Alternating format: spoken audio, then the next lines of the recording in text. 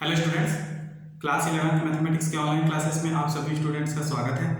सबसे पहले क्लास 10 से पास होकर क्लास 11th में प्रवेश लेने वाले सभी स्टूडेंट्स को मैं हार्दिक बधाई देता हूं।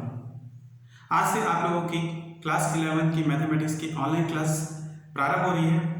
क्लास स्टार्ट करने से पहले आप लोगों को मैं बुक नेम आप लोगों को बता देता हूँ कि आप लोगों को प्रबोध प्रकाशन का बुक खरीदना है। प्रबोध प्रकाशन का क्लियर, कक्षा 11वीं मैथ्स के लिए। कक्षा 11वीं मैथ्स के लिए आपको प्रबोध प्रकाशन का बुक खरीदना होगा। ठीक है, तो इस तरह से आपका बुक में टोटल 6 यूनिट दिया गया है। ठीक है, 6 यूनिट्स में आपके सिलेबस बटे हुए हैं, जिसमें आपका पहला यूनिट है समुच्चय व फलन। समुच्चय व फलन क्लियर। इसका पहला चैप्टर है समुच्चय, जिसको आज हम स्टार्ट करने जा रहे हैं। क्लियर, तो सबसे पहले समुच्चय की प्रस्तावना को हम समझते हैं।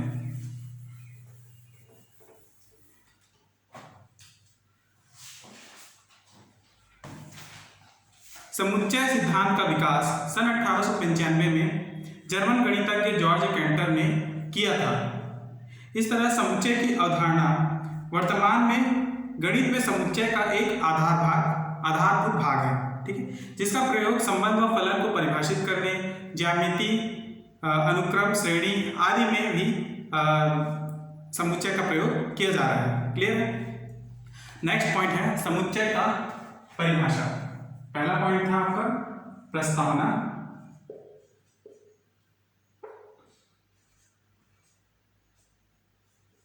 और दूसरा पॉइंट है समुच्चय की परिभाषा।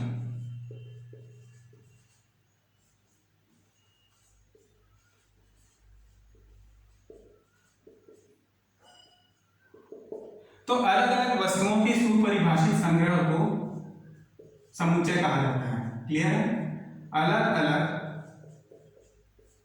वस्तुओं के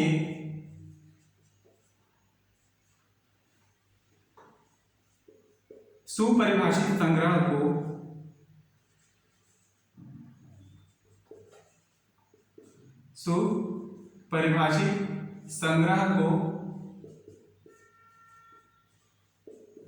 क्या कहते हैं? समुच्चय कहते हैं। क्लियर। इस तरह से समुच्चय की वस्तुओं का पुनरावृत्ति नहीं होता है ना। समुच्चय की वस्तुओं की पुनरावृत्ति नहीं होती है और उनके वस्तुएं एक समान गुणधर्म दर्शाते हैं। ठीक, इस तरह से ये वस्तुएं समुच्चय के अवयव कहलाते हैं। क्लियर है। समुच्चय के वस्तुओं में पुनरावृत्ति नहीं होती है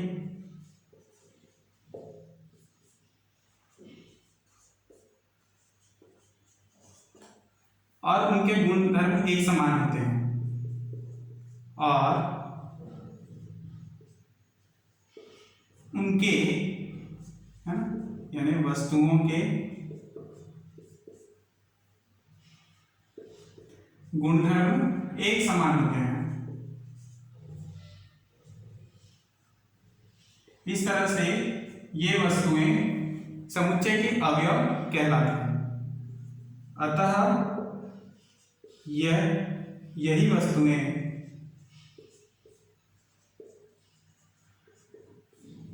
समुच्चय के अवयव हैं। समुच्चय के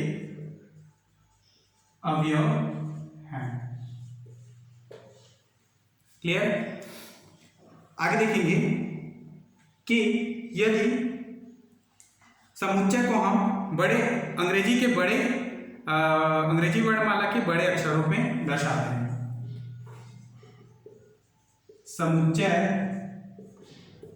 बराबर capital A, capital B, capital C या capital X, capital Y, capital Z से डिनोट करते हैं। और उनके अवयवों को हम स्मॉल एक्स या small a, small b, small c, small x, small y या स्मॉल जेड के द्वारा डिनोट करते हैं। ठीक है। अब यदि कहा जाए कि एक्स ए का अवयव है, ठीक है, एक्स ए का अवयव है, तब अभी इसे हम एक्स एप्सिलॉन ए के द्वारा डिनोट करते हैं।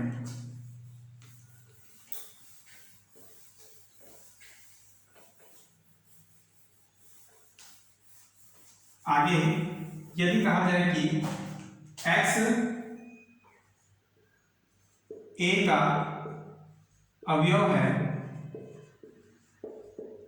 ना, तब इसे हम एक्स एप्सिलॉन ए के द्वारा दर्शाते हैं। और यह जो साइन है वो एप्सिलॉन को दर्शाता है, एप्सिलॉन। क्लियर?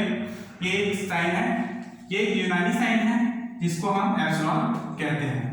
और इसका अर्थ होता है, एप्सिलॉन का अर्थ होता है सदस्य है, में है या अवयव है। तो एक्स एप्सिलॉन ए जो है यह दर्शाता है कि एक्स ए का सदस्य है या एक्स ए का अवयव है या एक्स ए में है। अब यदि कहा जाए कि एक्स ए का अवयव नहीं है ना, तो इसे हम x not epsilon capital A से डिनोट करेंगे। और इसका अर्थ क्या होगा कि एप्सिलॉन का अर्थ क्या होगा कि सदस्य, नॉट एप्सिलॉन का अर्थ होगा सदस्य नहीं है,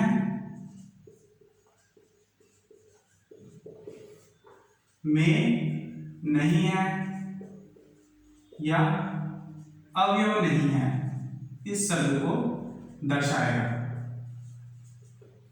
क्लियर? तो ये समुच्चय की परिभाषा है। आइए समुच्चय के उदाहरणों को हम समझते हैं जिससे आपको परिभाषा और अच्छे से क्लियर हो जाए।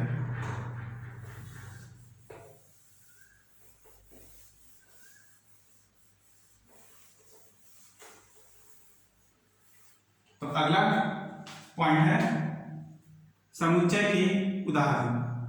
ठीक है, समुच्चय के उदाहरण। तो पहला उदाहरण, अंग्रेजी वर्णमाला के स्वरों का संग्रह। ठीक है, यदि आपको दिया गया है प्रश्न में अंग्रेजी वर्णमाला के स्वरों का संग्रह,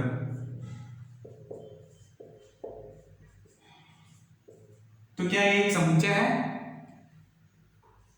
तो स्वर, अंग्रेजी वर्णमाला के स्वर कौन कौन से हैं? ए, ई, आई, ओ, यू। ठीक है, तो इस तरह से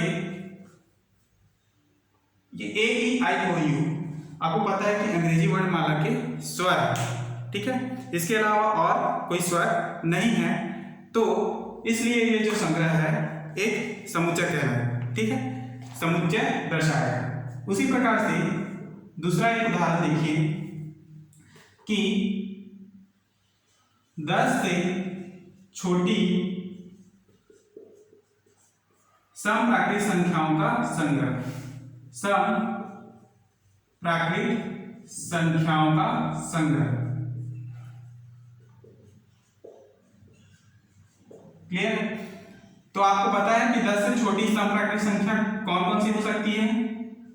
2, 4, 6, 8। क्लियर है? तो ये संग्रह भी समुच्चय को दर्शाएंगे, क्योंकि इसके अलावा और ऐसी कोई संख्या नहीं है जो समप्राकृत, जो सम संख्याएं हैं, है ना, जो 10 से छोटी होंगी। क्लियर है? तो ये जो संग्रह है यह भी समुच्चय को दर्शाएगा। उसी तरह से तीसरा एक उदाहरण समझिए, भारत देश की नदियों का संग्रह, है ना, भारत देश की नदियां। तो आपको भारत देश की नदियों के बारे में बताना है। भारत देश की नदियां, है ना, गंगा है, यमुना है, गोदावरी है। तो ये भी क्या है, ये संग्रह है, समुच्चय है। क्लियर। वैसे ही एक और उदाहरण मैं आपको देता हूं, जैसे कि समीकरण, है ना, समीकरण x² - 5x + 6 के मूलों का संग्रह, मूलों का संग्रह। तो इसका मान है 2, 3। इसके अलावा इसके और कोई मूल नहीं है। 2, 3 इस समीकरण का एक मूल है। क्लियर। तो ये भी एक समुच्चय को दर्शा रहा है। क्लियर है। तो इस तरह से ये सभी उदाहरण एक समुच्चय के उदाहरण हैं। ये सभी संग्रह जो है समुच्चय को दर्शा रहे हैं। ठीक। दूसरा अगला एक उदाहरण बताता हूं जो समुच्चय को नहीं दर्शाता है। ऐसे भी उदाहरण आपको मिलेंगे।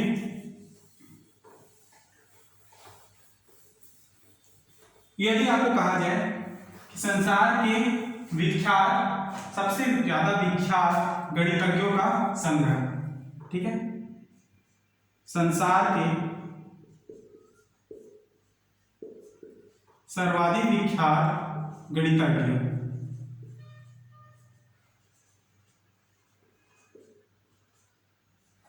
गणितज्ञों का संग्रह।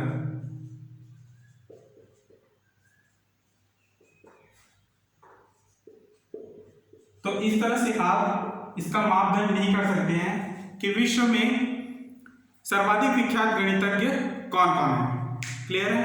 क्योंकि विश्व में बहुत सारे ऐसे गणितज्ञ हैं जो विख्यात हैं, है ना, और इसका कोई निश्चित मापदंड नहीं है कि कौन सा गणितज्ञ सर्वाधिक विख्यात है।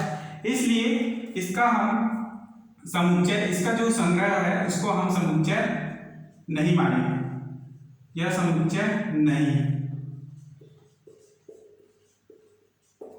ठीक है। सर्वाधिक विख्यात गणितज्ञों का संग्रह तो हो सकता है, क्लियर है, लेकिन उस संग्रह को हम समुच्चय नहीं दर्शाएंगे, क्योंकि प्रत्येक समुच्चय संग्रह होता है लेकिन प्रत्येक संग्रह समुच्चय नहीं दर्शाएगा। इस बात को आपको समझना जरूरी है ना, कि प्रत्येक समुच्चय संग्रह होता है। प्रत्येक समुच्चय क्या होता है, संग्रह होता है, परंतु प्रत्येक संग्रह समुच्चय नहीं होता।